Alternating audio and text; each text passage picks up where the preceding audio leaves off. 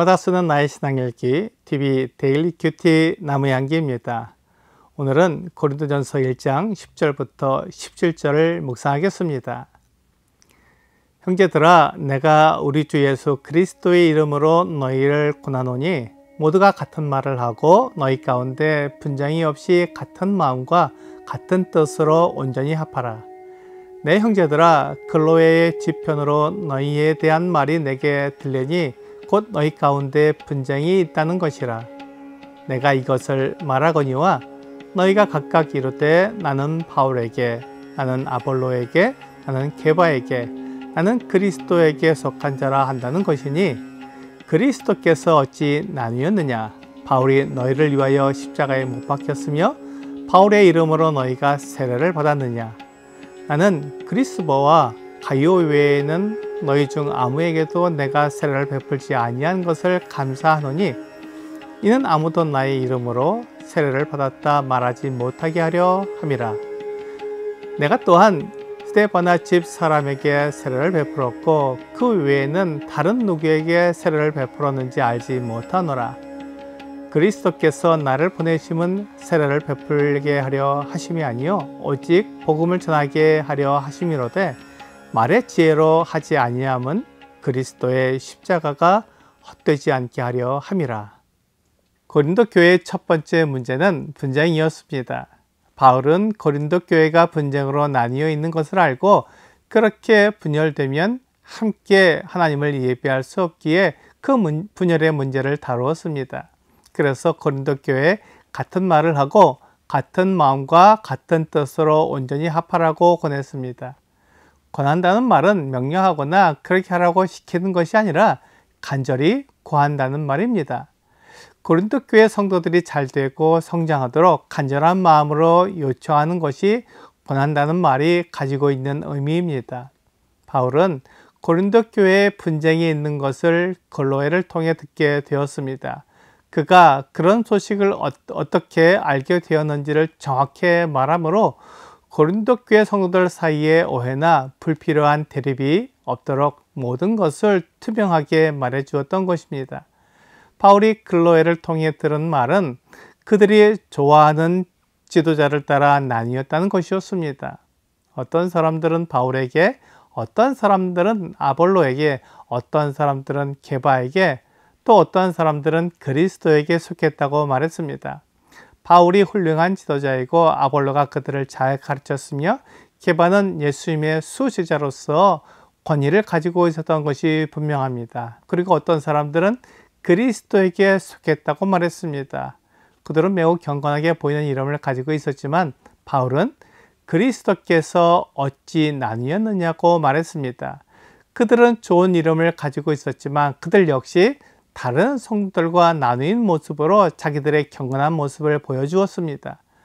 그들의 이름은 경건했지만 그들의 삶은 경건하지 않았던 것입니다. 그들이 바울과 아볼로와 게바의 이름으로 나뉜 것을 보면 그리스도의 이름은 나뉜 것과 크게 다르지 않았습니다. 바울이나 아볼로나 게바나 훌륭한 지도자이기에 그들이 가르치는 것을 잘 따랐다면 이렇게 나뉘지 않았을 것입니다. 디모데후서 3장 5절은 경건의 모양은 있으나 경건의 능력은 부인하니 이 같은 자들에게서 내가 돌아서라 라고 말씀하고 있습니다. 고린도 교회 성도들은 경건의 모양은 있었지만 경건의 능력은 없는 사람들이었습니다. 그래서 바울은 그들이 하는 행동에 대해 칭찬하지 못하고 한 마음으로 합하라고 권해야 했던 것입니다. 고린도 교회 성도들은 자기에게 복음을 전해주고 세례를 베푼 사람들을 따랐던 것 같습니다. 그래서 자기에게 하나님 말씀을 가르쳐주고 세례를 베푼 사람들의 이름으로 모인 것입니다. 하지만 그것은 어리석은 일이었습니다. 세상에서 분파를 만드는 방법이 교회 안으로 들어온 것입니다. 그렇게 분파를 만들면 내가 교회 안에서 어떤 지위를 차지한다는 생각을 가진 것 같습니다. 그때 바울은 나 바울이 너희를 위하여 십자가에 못 박혔으며 바울의 이름으로 너희가 세례를 받았느냐고 말합니다. 바울은 고린도 교회에서 몇 사람에게만 세례를 베푼 것을 감사할 정도로 사람들은 자기가 누구에게 세례를 받았다는 것을 자랑했습니다. 하지만 바울이 그리스보와 가이오 그리고 스데바나 집사람에게 세례를 베푼 것 외에는 더 이상 생각이 나지 않는다고 말했습니다. 그렇기 때문에 고린도 교회 성도들은 바울에게 세례를 받았다고 자랑하지 못한 것입니다. 누구에게 세례를 받는 것이 중요하지 않습니다. 세례는 내 믿음을 사람들에게 드러내는 예식입니다.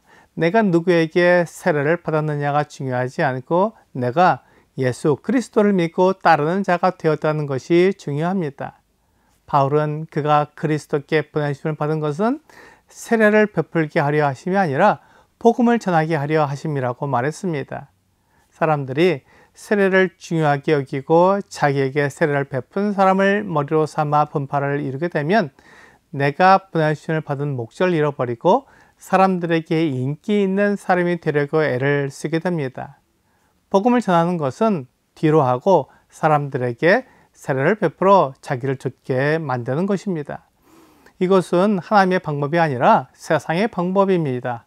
하나님이 나를 보내신 목적을 이루어야 하나님의 뜻이 성취되면서 하나님의 영광이 나타나게 됩니다. 하지만 하나님의 목적을 잊어버리고 내 생각대로 사람들에게 인정받는 길을 택하게 되면 하나님의 뜻이 이루어지지 않아 하나님의 영광이 나타나지 않게 됩니다.